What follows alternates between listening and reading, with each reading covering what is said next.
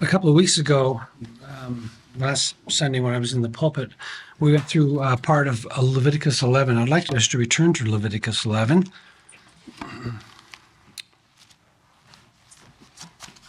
The reason I say that is when Israel came out of Egypt, let me ask you a question. When Israel was in Egypt, right?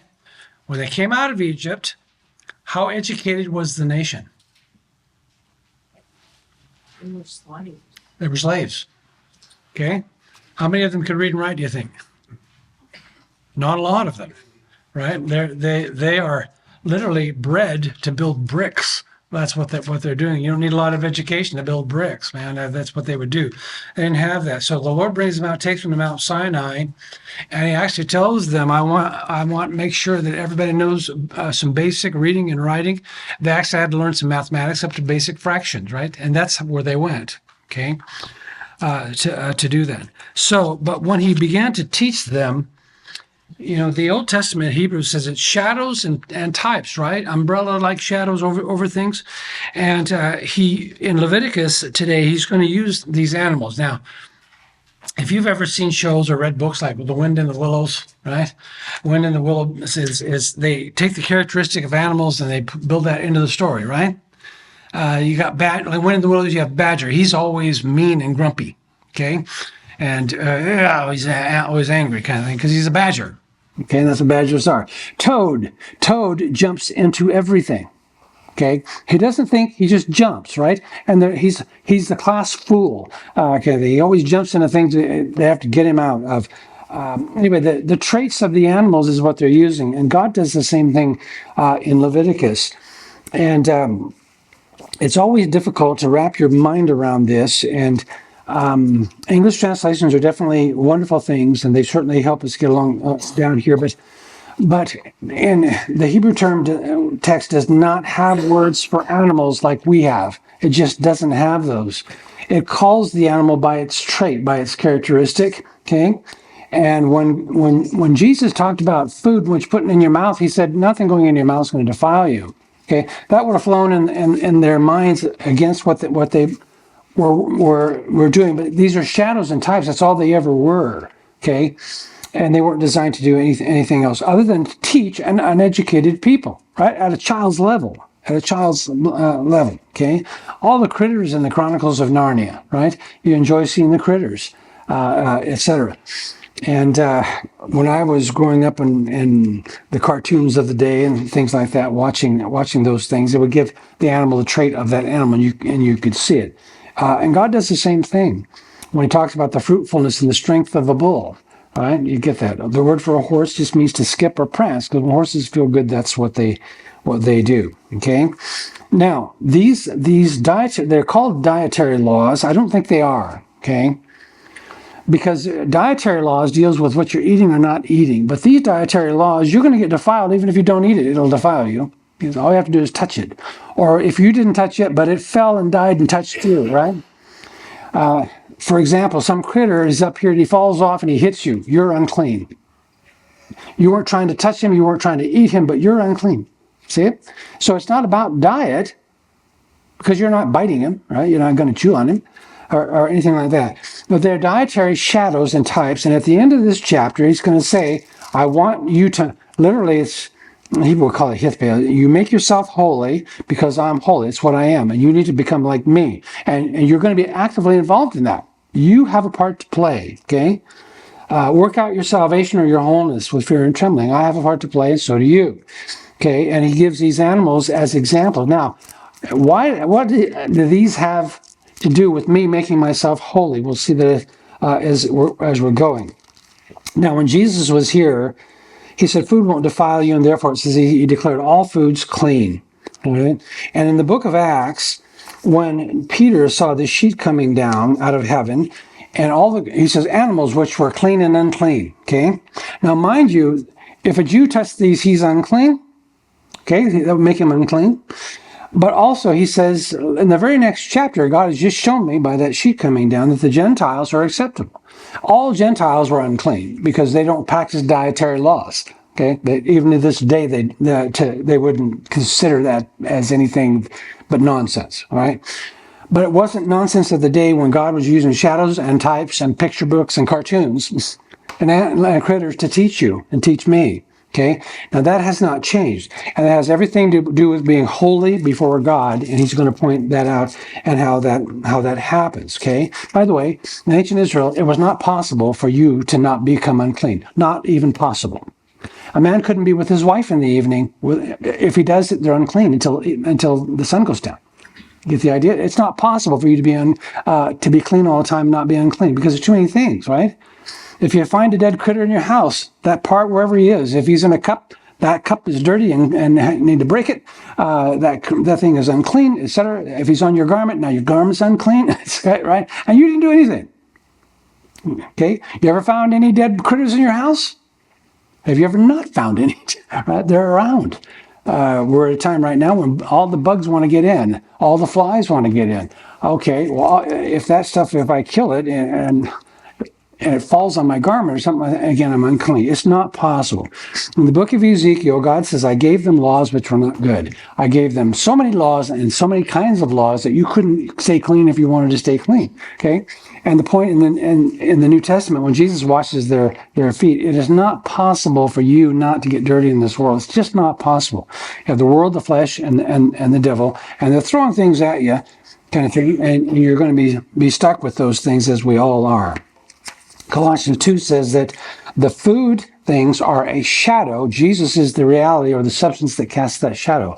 So somehow we need to be able to see Christ here in the clean and the uncleans, etc. Hebrews 8, the things of the law are a copy and a shadow. They're not real. Okay? Any more than a cartoon is real. All right? Okay?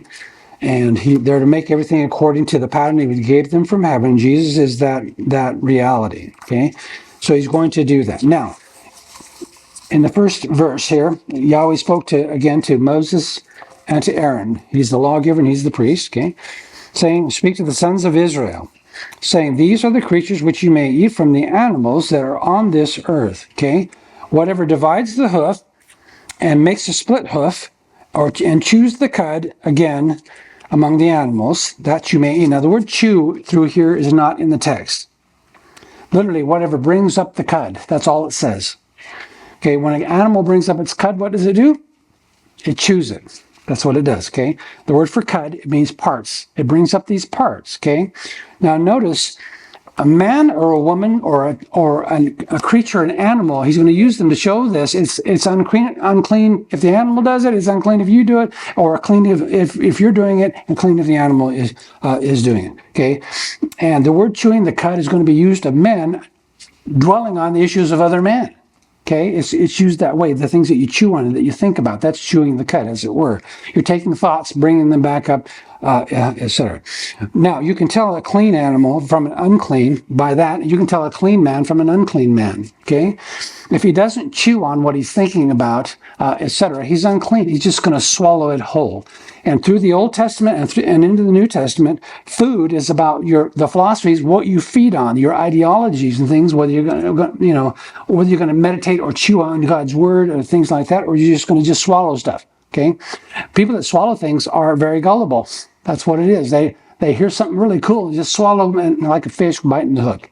Looks good to me, but it isn't good. Okay, get the idea.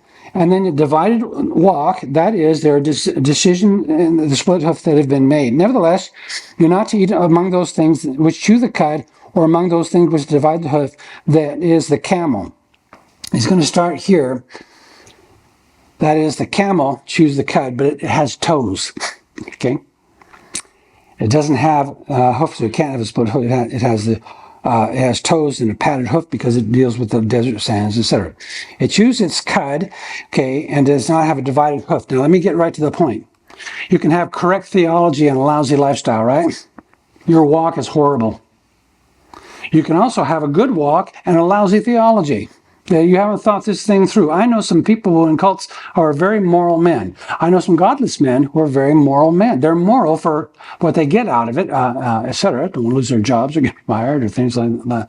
All right. So, but you have to have it both: a walk that has been focused on and has been thought through, and then the walk that your belief system matches your walk. Okay, and if it doesn't have those things, it is unclean to you. And the word for a camel, it means to give stuff to people, and that was a U-Haul of their day. Kind of thing. As a matter of fact, you see the word camel, is gimel, and it can literally be, if it says a man's gimel, his stuff, right, with his things. When it says that Jacob went down into Egypt with all their stuff, with all their goods or all their camel. Get the idea? And camels carry the stuff because camels are stuff carriers. That's what they are. Okay. And it is unclean because it doesn't have a walk that makes sense. And for men as well, when you're just doling things out, trying to help people, you're actually harming them by furthering their own ungodliness, etc. Okay. Now, beginning at, well, before I do that, let me back up just a second. You have these verses. The word cud is the word gera. You'll actually see a shekel is 20 geras, 20 pieces or parts. Okay, that's the point. It means pieces or parts, and you bring up the pieces and the parts when you're thinking things through, and you look at them and to see if they're clean or unclean or what they are. Okay, because everything sounds really, really good. You know, for 2,000 years, how many movements do you think have come through the church? Are they all good? A lot of crazy stuff out there, right? And it comes through, somebody bites and does that. It's a sign they're either young in the Lord, really young in the Lord, or very, very much not figuring this out, not taking a closer look, okay? And then Deuteronomy 2, verse 5, he says, don't be chewing the cud with them because they're not giving your land on the Moabites, etc. And again, he says, you're not to contend with Moab in battle or literally chew the cud with him, scheming, right, and biting and trying to figure these things out with him, okay? 2 Kings 14, why should you chew the cud of trouble? Trying to chew on things and what you're going to harm somebody, etc., so that you may fall. That deals with your feet and your walk, right? Get the idea. A hot-tempered man, he's chewing the cud, or he's chewing up strife. See it? He's just dwelling on it. He's a troublemaker because he can't stop dwelling on it. Okay? A greedy man chews up strife, Proverbs 28, verse 25. So you get the idea of what's there here. Okay? Now, beginning verse 5, likewise, it could be the rock badger or a rock rabbit or a hyrax or a coney. They do these things. Okay? And literally, it brings up the cud. It chews it. It brings up its cud, or it looks like it does. Okay. Your translation may say shafan. That's the literal Hebrew text because that would be scholars saying we don't know for sure what that means, but they're going to do that. Okay. But anyway, it's a creature characterized as by hiding, because that is the idea here. It can also translate treasure because in those days people would hide their treasure out in the field and things like that. In the sense of the things that are of value that one hides. So the shadow here is a person who hides himself from these, because he has great value of himself, and he keeps himself protected and under wraps. Okay, it doesn't divide the hoof. It has no walk to speak of. It's unclean. Verse 6. You have the hare or the rabbit. For though it brings things up, it does not divide the hoof. It is unclean to you. Okay, it doesn't actually really chew the cud. It brings things up, but it's not a cud chewer, and it's unclean. Okay, verse 7 is the pig or the hog or the swine, whatever you want to do. Okay, what do you call selfish people today? Kids call each other names all the time. What do they call each other? You pig, right? Yeah. Don't hog it all down. Where do we get that expression from? Hogs. Okay. Have you ever seen hogs eat? If there's a bunch of them, are they just, oh, no, you first. No, you first. No, you first. Is that what hogs are doing? What are they doing? Shoving, grabbing, right, and burying their face. It's every hog for himself. Every pig for himself. Get the idea. And the word means to enclose, literally to grab everything and sweep it in. It's mine. You get the idea? They're the ultimate fleshly creature. All they live for is the moment. They don't think about the future, things like that. Okay, and literally, it's that word for just literally to scrape things together for yourself, etc. It doesn't think about the future. It lives for the moment. And pigs are unclean for you. It loves to be filthy. It loves to be unclean. And Peter said, the pig that's been washed is going to. You open the door, out he goes. and he's going right back to where he was because he's comfortable. Okay. And pigs don't sweat, therefore they love the water and they love the mud and the muck and the mire. It helps them cool themselves. Literally, they live for their bellies or their appetites, etc. They will destroy their young. Okay, and again, men do that as well. Okay. All right. That's verse 7. Verse 8. You're not going to eat the flesh nor touch their carcass. They are unclean to you. Okay. Now notice. These things are unclean even after they're gone and dead. They're still unclean. And there are going to be things that are left over behind them, by the way, that's unclean as well. By the way, you see the chewing of the cud. People in every generation in Christianity, we inherit things from the generation before us. There's a great expression. It's not practice, but there's a great expression that every generation has to rediscover the gospel. I think that's very true. Okay. And I think what most of us discover is the definitions given us by our forefathers. That's what we discover, rather than digging in there and figuring this out. Is that true? Is that correct? And true theology, frankly, is a lot of work. At least that's what I have found. And to look at something and like the Bereans, let's go look at the Word of God and see if these things are true and make sure that this guy's not scamming us. Okay. Now notice when Paul was preaching to them, it sounded good. Okay. Many things sound good, but you see what they're doing? They're chewing the cud, weren't they? Let us go look at this and look at some verses and we'll check this out and then we'll make a decision. Okay, you sound good. That's not the point. I don't care if you sound good, kind of thing, It's like an argument. Maybe you're winning an argument. Well, that doesn't mean I'm going to yield to you right this minute. I reserve time to check this out. You sound good, but I've seen, and you guys have seen things that sounded good. It was too good to be true, and it was, right? Etc. Okay, their flesh. Don't eat their flesh, and remember, this word "flesh" is the same word for desire and lust. The things that they desire and lust after, don't you eat, participate in that, etc. Do you remember 1 Corinthians 5? A sinful brother, don't even eat with him, right? So you get the idea. His lust and his passion, what he's living for, isn't the Lord. That's not something you want to participate in here. Verse 9. But here's what you may eat.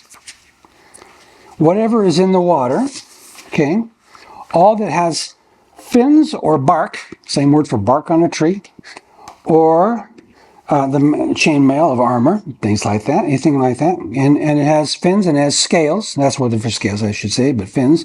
That is, it's self-mobile. It can actually make decisions and move left, right, and it's got some protection with that. Okay, those in the water and in the sea, in the rivers, these you may eat. Israel is not to be eating the bottom-feeding animals. Okay, get the idea. They can control. They can move in different directions if they're clean, and outside of that, they're not to do that. Okay. So in verse 10, whatever's in the seas and the rivers, that which does not have fins, it can't control where it goes and things like that, or the scales or the bark or the protection, which is, what bark does on a tree, it protects that tree, right? You start debarking a tree, you'll kill a tree. Okay? Among all these teeming life of the waters and among all the living creatures that are in the water, these things are filthy, they're unclean, they're detestable to you, okay? And they will be abhorrent or filthy, okay, to you. You may not eat of their flesh, their desires, etc., or the carcasses that you will detest. Okay, I don't care if you caught it with a rod and reel, you pulled it up and it's going to die, right? Or if you kill, it doesn't matter. It's just going to defile you. Okay. By the way, defiled. There's a difference between defiled and banished from the presence of God. It's not that. Okay, and it's not the death penalty for eating something inappropriate, but it does make us unclean. Whatever's in the water that doesn't have these fins and scales, it can't protect itself and it can't move around as it chooses, that will be unclean to you. Okay. Verse 13, moreover, you will detest this among the wings, is the word here. Okay. These are, okay, I've shared with you before, wings. If I'm wearing a robe, my robe has a wing, right? Every Jew understood, because all of their robes, they would call it the wings. If things that flap are wings, that's just that simple. Remember, they only got about 1,600 words that they work with. That's all there are. And so they do double duty and triple duty and quadruple duty with many of these words, okay? But the words that you can use for a bird are Zipporah. Do you remember Zipporah, Moses' wife? Her name is Bird, or Birdie. Her name is Birdie. What we say then, okay? Another word is oof. It means a wing or a flyer, something that wings through the air, okay? And then the regular word for a wing or a flap is kanaf, okay? I found this in Deuteronomy 4:17, uses all three words together. Any bird, Zipporah, of a wing, kanaf, that flies, oof. There's all three Hebrew words there together, okay? Numbers 15, speak to the people of Israel, tell them to make tassels on the wings of their garment, where anything that flaps around on the wings, put a tassel there throughout their generations, and a cord of blue on the tassel of each wing. Cord of blue, by the way, do you remember Rahab and she was to put a cord, right? And when the Hebrew word for that cord is the word for hope. Isn't that beautiful? This is your hope. We've got to see that, and you can see that how God is using symbolism with the Jewish people, and He's building a nation through these symbols, right? And it talks, and again, we shared this before. You don't remove the wing that is over another man's wife. That's his garment. You don't do that, okay? And He says, if you do that, you're going to be cursed with fruitlessness, okay? All right, so. First thing, verse 13. Among those words are going to wing or fly, these they are not be eaten. The first is the word eagle or a vulture. It means a creature that lacerates. Now notice, it doesn't tell you what the animal is or the creature is. It's a flyer and he lacerates things. Okay? Cuts them open with its beak and with its claws and things like that. Okay? And again, if it's unclean in an animal, it's unclean in a bird, and it's unclean in you. Cutting things up and cutting people up, that's not to be eaten. Okay, the eagle. The second word we translate vulture, okay? And literally it means that which tears things apart or breaks things apart. All right? You guys ever had creatures in your house and had pets that tear things up? I have, and I've seen them in other people's house. He's lonely. No, he's a rebel.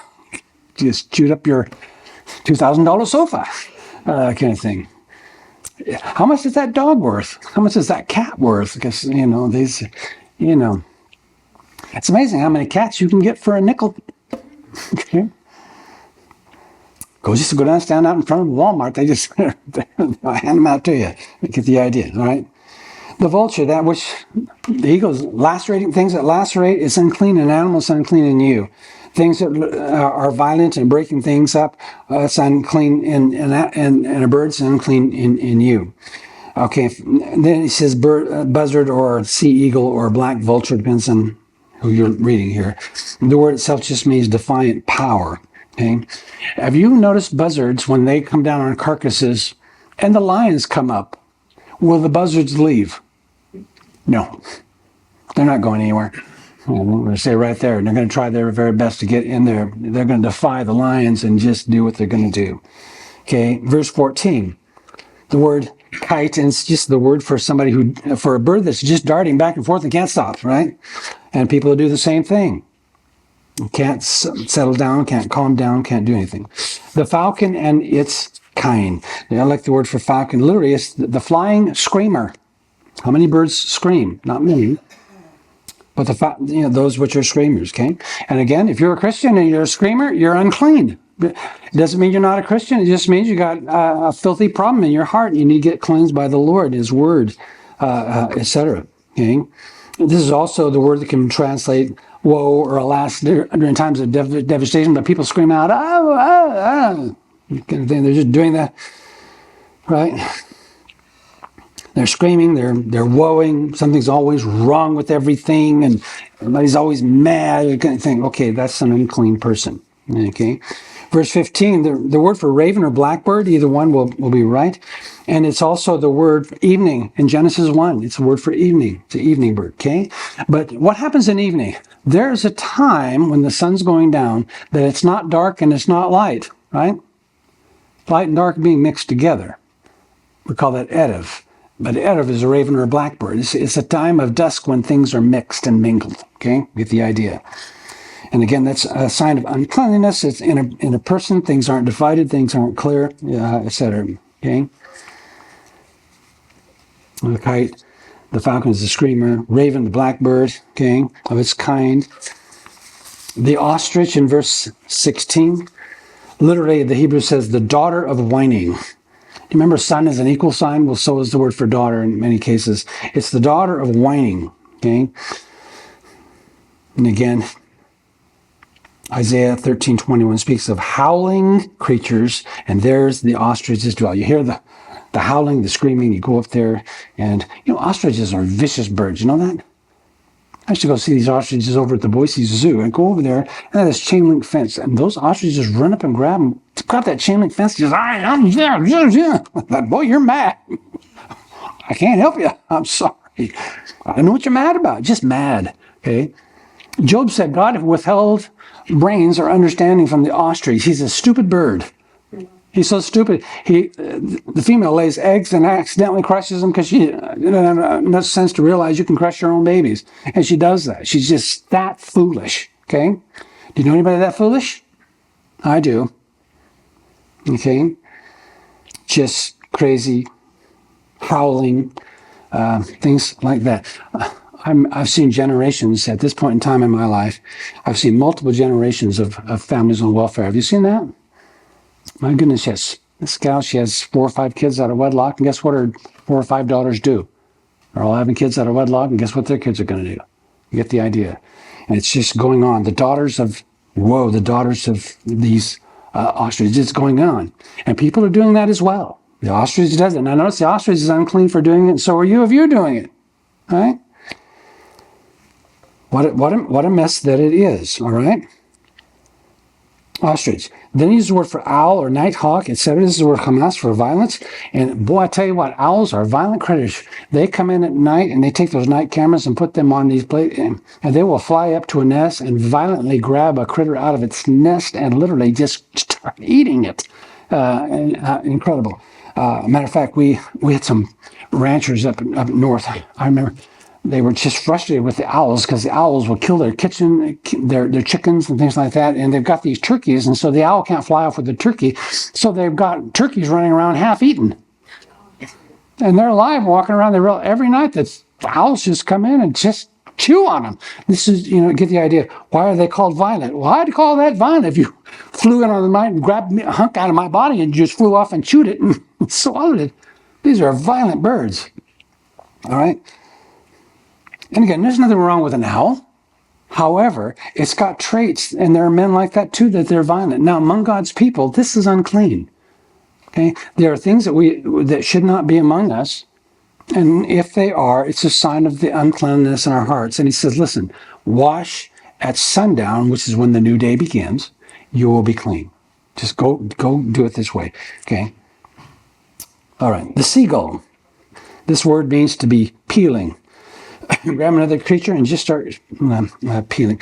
Seagulls, they're detestable little birds, aren't they? They just flock shoot you, man. They just come in. And our grandsons take him to the beach by the ocean, and literally one of them, a seagull came up and grabbed a sandwich out of his hand. Just took it from him. Of course, all the other seagulls are chasing the seagull. And my wife, she ordered an ice cream one time, and it came out with these 2 great big scoops on the top of it. She thought, she said, I only needed 1 scoop. And right then, the seagull came down and took the top scoop and flew off with it. So she got what she wanted. Living her childhood dream right there. Okay? Seagulls. Okay. The hawk or the falcon in its hawk here, it just describes literally birds that are flashy and quick. Okay? And by the way, Jesus talks about people, they're dressing to be seen, flashy and quick, and look at you. Stop that. Don't be doing it. You're not here to show off, that I get it. You have to be dressing certain ways for business, or you may have, if you're on a stage, you're an entertainer or something like that. I get that. Okay, that's part of the act.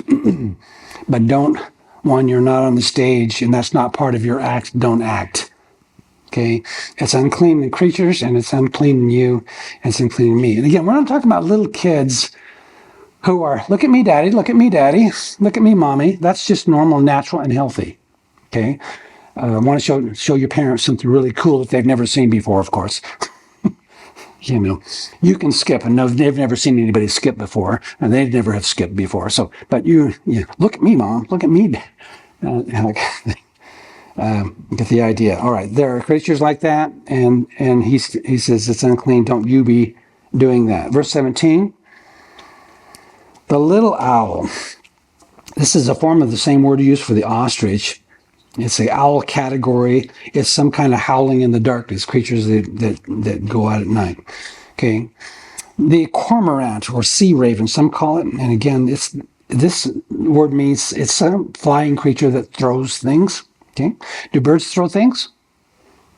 Oh yeah, some creatures, they take them high in the air and they throw them against rocks and things like that, and that's what they do. Okay. If this is true, and when Christians are upset and throwing things, and again, it's a sign of uncleanliness in our hearts. We're not to not be doing it here. This is the great owl or the eared owl. Okay, others say the hetan. It describes a bird making a blowing cry. Okay, this fresh blowing breeze, and it goes into the breeze and it cries out, and it's like coming to your house in the cool of the day, and it's a lovely day, and you're relaxing, and he just walks in, he just starts whining and crying and just ruins the evening. I think. Would a Christian ever do that? Probably have done it, haven't we? It's not good. It's unclean. Okay? Little owl, cormorant, the great owl. The white owl, cormorant, the great owl. Verse 18, the white owl, the pelican. Okay? The word pelican is just the Hebrew word for vomit. Whatever it is, it's something that flies and vomits. Okay? Okay. By the way, there are creatures that literally they'll take a mouse, swallow the mouse, and they absorb its juices in their body and they spit out the carcass. Okay? That's pretty disgusting, isn't it? Okay? And it's just as bad when a Christian is eating milk and he's too old to be drinking milk, living on milk or pablum, and he can't handle strong meat. Again, he's unclean. The carrion vulture, the word means no pity. When you think of pity, do vultures come to mind? No pity. Verse 19, the word stork. Okay, this is actually a lovely Hebrew word, and it just means to be faithful to something here. And it uses a form here for a stork. It's a feminine form, so it's a female type thing here, and it describes something that's very maternal, very faithful to its kids, etc.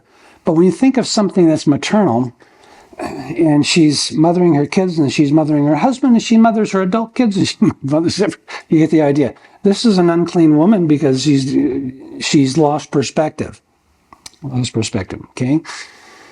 The heron, and its kind, literally it's just the word for an angry flyer, angry bird. It doesn't matter what the bird is, if it's running around angry and frustrated kind of thing. I was watching the news one night, and there's this place over in Boise where people were walking through this area, and there's this bird that he was attacking everybody walking through that area. I mean, he was just coming down. It doesn't matter who it is, male, female, people are ducking and swinging. And I thought, man, what's with that bird? That kind of thing. I have no idea if there's a nest nearby or whatever it is, but just attacking absolutely everybody. Okay? The heron. Okay. The hoopoe. Some suggest the grouse. The meaning of this word is unknown. The bat, meaning is unknown. It carries it's some kind of a cloaked creature. That's all it is. Okay? Verse 20. All of the winged insects that walk on all fours are detestable to you. Yet these you may eat among all the winged insects that walk on all fours, those which have above their feet joint legs and which jump on the earth. This would be grasshoppers, locusts, things like this. Okay, they're not earthbound. They're the creatures that are. Okay, do you remember John the Baptist, wild honey and locusts, right? He could do that just, okay? By the way, I've never eaten a locust. I talked to one guy on a dare for $5. He grabbed a grasshopper and he swallowed it on a dare. So I asked him, a friend of mine, I said, what it tastes like? He said, the thing kept crawling up my throat, so I had to keep swallowing it over and over again. So don't eat it alive, okay? Other guys, I listened to it, they said, they take off the legs and they deep fry them in oil and they salt them and they taste identical to peanuts. Okay? I could eat peanuts, but you get the idea. I remember when I was a boy, I would play with the grasshopper. We get them, use them for fishing bait and different things like that. But out of their mouth comes this black licorice-looking thing, that kind of thing. So the idea of putting that in my mouth just didn't cross my mind. I did some crazy things in my youth, but not that. All right. Okay, so literally he's going to use words to describe a couple of these things here. Okay, these you may eat: the locust and its kind, and the devastating locust, okay, or bald locust, depending on who you're reading, and the cricket and its kind. Let's see this, some kind of a leaper, whatever it is. I would see it as something different. And the grasshopper of its kind. By the way, if you take a Hebrew dictionary and you look, and they're giving it different creatures because they don't know which creature it is. Because in Hebrew, it's not telling you which creature; it's telling you the characteristic of it. Okay. If it doesn't bend in the leg and it can't jump, it doesn't matter what it is. It's out of the picture here. Okay. All right. So, verse 23: other winged insects which are 4 feet are detestable to you. By these, moreover, you will be made unclean. Whoever touches their carcasses become unclean, even until evening. You mean some of these bugs can make me unclean? Yes. Yes. And again, Jesus said, it's not that which goes into your body that's going to defile you, but these traits will. Okay? And again, this is what Peter saw when he saw these traits and these creatures coming down, and said, "Listen, these are Gentiles. These are unclean Jews. These are that kind. I won't participate in that." And the Lord said, "But if I've cleansed them," and He said, "Therefore God's cleansed the not only unclean Jews, but also Gentiles." Okay, don't touch it. Don't taste it. And again, touching would including the tasting, etc. But if you do, you wash in the evening and become clean. Verse 25. If you pick it up, the carcasses, whoever washes his clothes becomes unclean until evening. And again, you have to. Can you imagine living in a world with this and in a day when dirt floor is just a different day? Okay. Verse 25. You don't touch it, etc. If you do pick it up, now interesting. If you carry it out of the house with your hand, you have to wash your clothes. Don't you find that interesting? If you carry it out with your hand, you have to wash your clothes. Because the Bible will talk about garments of praise and garments of violence and things like that. And again, there's shadows and types and in pictures. And this, the traits of that thing are now on you in a shadow or a type, and therefore wash. Go wash your garments, kind of thing. Verse 26 here, okay? By the way, Jude says, help some people, hating even the garments that are defiled by the flesh, ungodly desires and things like that. Kind of thing. I'll tell you what, that's in ministry. If you're trying to reach people, and if you're in a civilized society, that's wonderful. But there are men and women who go into tribes. You have to be careful, because some of the tribes don't have clothes. There are men that can't be there, and kind of some cases of the women. Other men are built by God for that. If you've been in a jail and people want to tell you what they've done, and they're repenting and things like that, and some of the stuff they want to tell you is just vile, and you walk out of there thinking, I feel like I need a bath on the inside. I just can't, the things that you hear are just incredible. God bless police officers. Some of those guys get exposed to things that are just horrible, absolutely horrible, and disgusting. What men do to each other is incredibly bad. But anyway, you get the idea. Hating garments that are stained by the flesh, etc. You have some of those pictures going on here. Concerning the animals which divide the hoof, but they do not make a split hoof, and which do not chew the cud, these things are unclean to you. They're not thinking about anything, and they have no walk or concern with that. Whoever touches them becomes unclean. Now notice, do I have to eat him? No, don't even touch him. Don't touch it. These animals can be unclean to you. Okay? The idea. Verse 27, whatever walks on its paws. This is the word hands. Whatever walks on its hands. You guys know any creatures that walk on their hands? Lions, tigers. It's the word kanaf, and it's the word for the palm of your hand. Okay? Your hands are not built by God for walking on. Okay? They're built for other things. Praising Him and working good projects and things like that. But if somebody who walks on their hands, my goodness, it's part of their life. They're bent down and they're unclean. Okay? Whatever walks on its hands, among all those creatures, this it walks on all fours and it's unclean to you. If you touch their carcass, you become unclean until evening. Thing.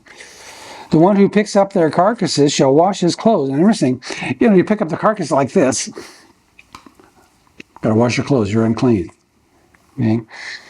And be unclean until the evening, so they are unclean to you. Okay? Get the idea? You understand how hard it is to be clean in Israel? This is impossible, isn't it?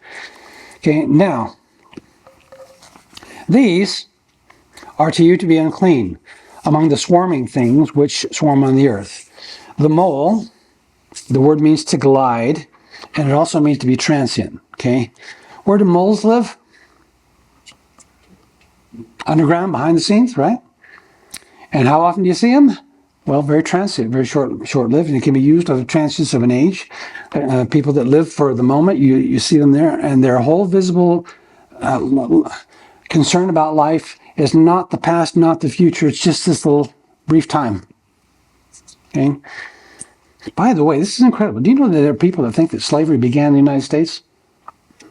How long has slavery been around? Now, you're Christians, you read your Bible. How long has it been around? Since the dawn of time, right, with men, okay?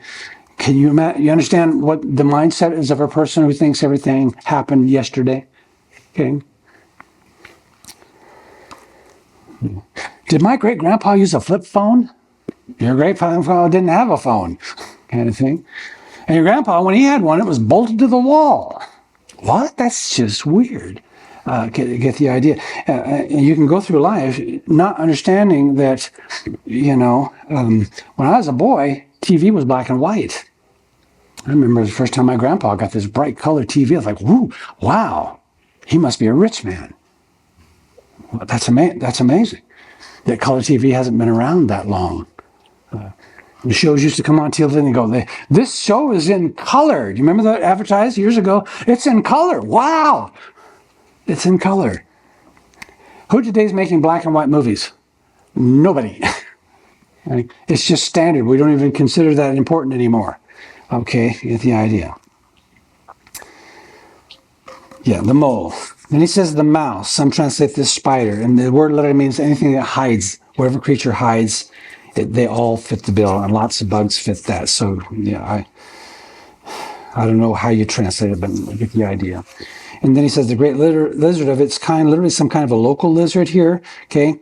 And it's the area, it's like it's got a fixed area and a fixed canopy, and something that clings to the ground, and the entire world only goes out a few yards in every direction. That's his little tiny world, kind of thing. And again, it's a little shadowed world, a little tiny world, and we need to be broader than that. When you get a Bible from Genesis to Revelation, God exposes you to history. He exposes you to literature. He exposes you to music and psalms. He exposes you to proverbs and allegories and metaphors. He exposes you to all these things, the good news and letters, all kind. Right? You understand what he's doing? He's giving you an education. The same thing you're going to get at a liberal arts school.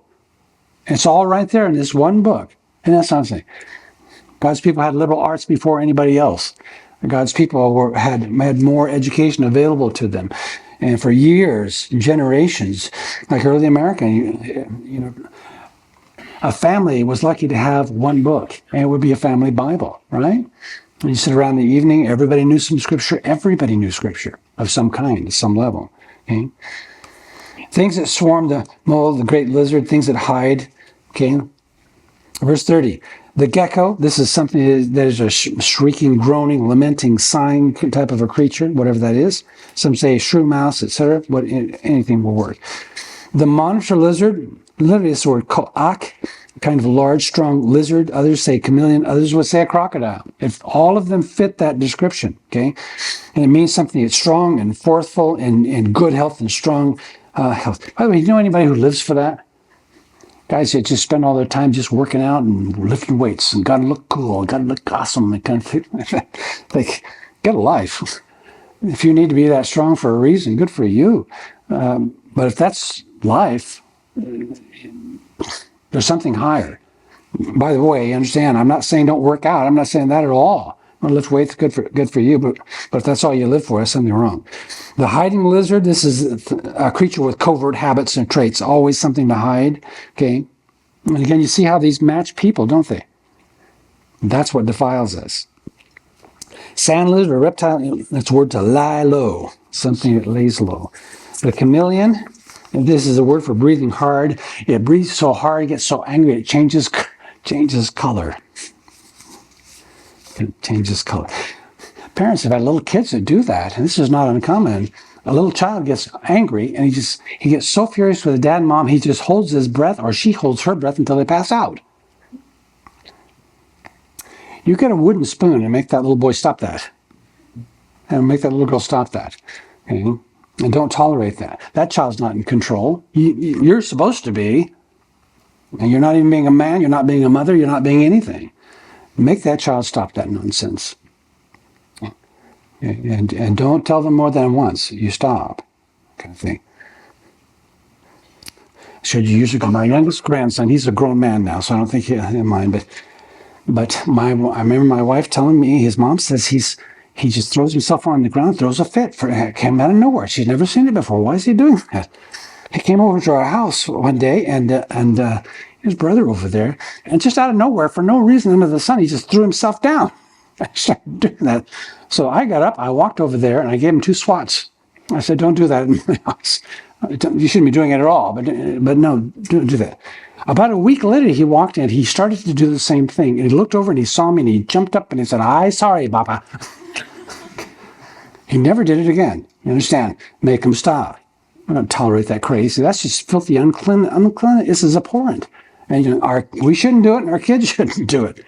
We're not fit throwers. All right? So, it's the idea here. Hiding lizard, these reptiles lying low, chameleons, etc. Verse 32. Where am I at here? Verse 31. These are unclean to you, the swarming things. If you touch them, when they are dead, they become unclean even until evening. Also, anything which one of them will fall, they are dead. It become unclean. Even though they're gone, there's no life in them, but it's not the point. They're unclean to you. Many dead things leave things behind them. Many dead men leave things behind them, including any wooden article or clothing or skin or sack. These animals are in them, or articles of which use is made. It shall be put in the water and be unclean until evening, when it becomes clean. Again, you see the ritual. If you wash it with soap and water, it's clean, right? We have a ritual and a shadowing type. No, wait until the new day. Okay, earthenware vessels, which any one of them may fall, their carcasses, whatever is it becomes unclean, and you shall break that vessel. I wonder how many dishes over 1,000 years were broken. Any of that food which may be eaten on which the water comes, it shall become unclean. That is, if you're preparing dinner and you find a critter in it, it's unclean. It should become unclean, and in which liquid which may be drunk in any earthly vessel shall become unclean. Everything, moreover, on which that part of that carcass shall fall, becomes unclean. An oven or a stove will be smashed. These would be pottery ovens, and so they're to be smashed. They are unclean, and they shall continue as unclean to you.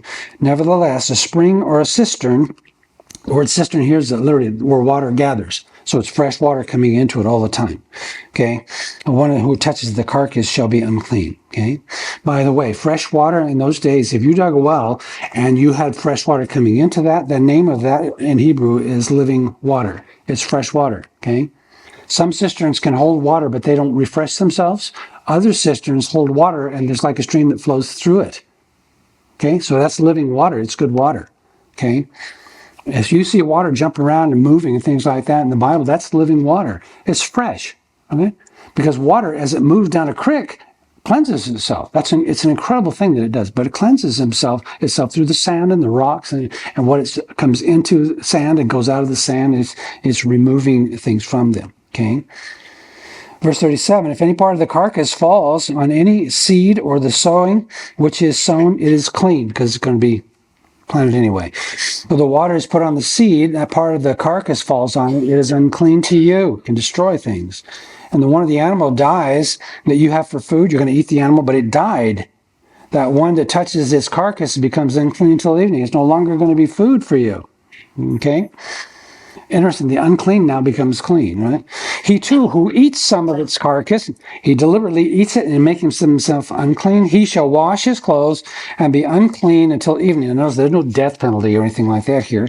And the one who picks up that carcass shall wash his clothes and be unclean until evening. Now, every swarming thing that swarms on the earth that is detestable is not to be eaten. Whatever crawls on its belly, snakes, okay, and walks on all fours, whether it has feet, in respect to every swarming thing that swarms on the earth, you shall not eat them, because they are detestable.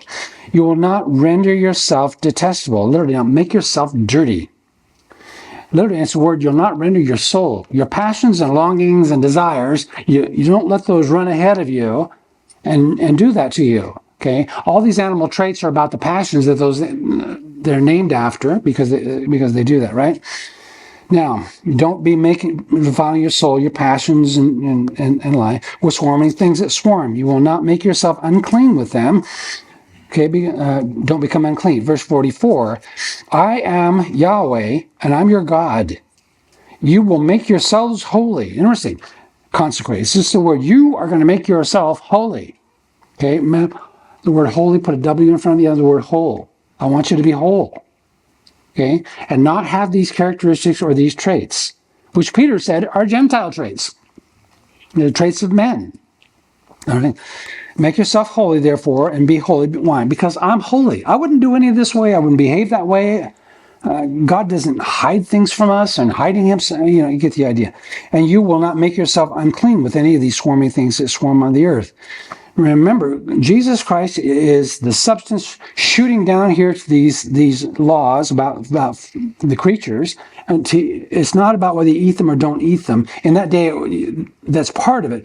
But it's the traits of those animals that Jesus is using them as the wind and the willows stories. I am Yahweh who brought you up from the land of Egypt to be your God. Thus you will be holy because I'm holy. Notice what he just said. I brought you out of your slavery so you can be whole, like me. I want you to participate in this. And by the way, the more that they would practice this, the more they would draw near to the Lord and he would draw near to them. Thus, this is the law regarding the animals, the teaching, okay, and the birds and every living thing that moves on the earth and everything that swarms on the earth. To make a division, just like that division in the walk, between the unclean and the clean, between the edible creatures and the creatures which are not to be eaten. And again, shadows and types and pictures, and they're wonderful. And Jesus, I love when Jesus shows up. Get real. Nothing you put in your mouth is going to defile you. It's just a creature. That's all it is, I think. And incredible. It's like, if you went out to this crappie and you took a bunch of leaves and you rolled up all those leaves, and then you put those leaves in your mouth and lit it on fire, are you defiled? No. We call that tobacco, or something, and people call it cigars. Et is the word for little. So what do you call a little cigar? Cigarette. A cigarette. It's a little cigar. It's what it is. You get the idea. Will that defile you? No.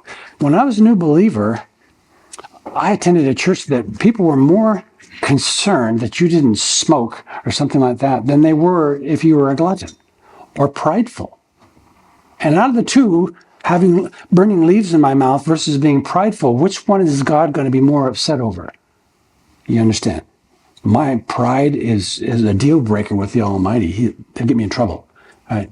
That other stuff, it may be silly, kind of thing. Everybody's stood around a campfire. Yeah. Right? And when you stand around a campfire, what gets all over you and in your face? Have you ever choked around a campfire? Why are you choking? because you're inhaling what? You're inhaling smoke. The guy with leaves in his mouth, what's he inhaling? Smoke. It's the same. It is the same. These are not the things that you'll find that the Lord is very concerned about. Years ago, I used to like cigars. I still like cigars. I don't smoke because it's expensive, okay? I found a couple of drinks that I like too, and I didn't drink them because for years, I couldn't afford that stuff. And after a while, I didn't care. I get the idea. So if you can't afford certain things, it's poor stewardship to be making such purchases and those kind of things. But you're not going to get in trouble with the Lord by what you put in your mouth or those type of things. And again, Colossians 2, let no man be your judge in relationship to food. Okay, literally, the Greek says, stop letting anybody judge you over that kind of stuff. That's crazy stuff. And those days, the Jews were doing. Today, the Seventh-day Adventists do it. They say they don't, but they do. Absolutely, they do. Kind of thing. I was visiting, praying with a Seventh-day Adventist pastor one time. I ate my first meatless hot dog. That was the grossest thing I ever put in my mouth. I thought, I'll just spit it out and say, where's the tobacco, man? This is gross. I mean, it was flat out gross. I think this is several decades ago. I think this stuff's come further today.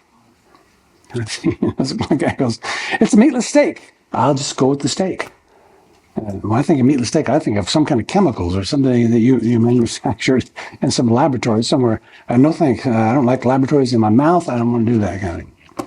Father, thank you for our time. Thank you for the beauty of these pictures of telling us through the creatures what traits, characteristics are unclean in them, and we're not to be doing them because we're to be holy as you are holy, and we participate in that.